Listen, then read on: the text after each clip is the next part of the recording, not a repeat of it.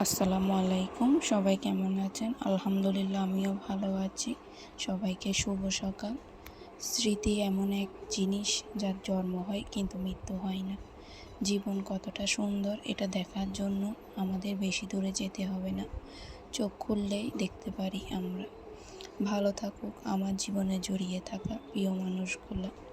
কিছু সম্পর্কের বিশেষ কোনো নাম হয় না, কিন্তু সেই সম্পর্কগুলাই নিজের অজান্তে আত্মায় মিশে থাকে। শুভকামনা জানাই, ভালো থেকো সবাই। সুপ্রভাত।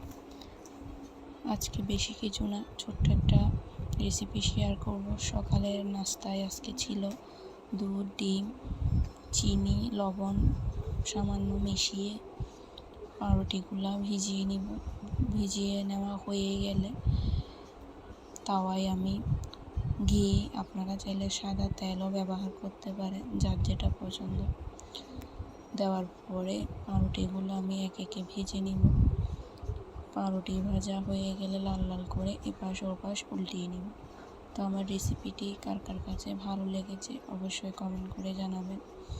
আর আমার কথাগুলো বলার একটাই কারণ, আজকে সকাল থেকে মনটা ভালো নেই, সেজন্য। তো সবাই ভালো থাকবেন, সুস্থ থাকবেন, এই দোয়াই করি। আল্লাহ হাফিজ।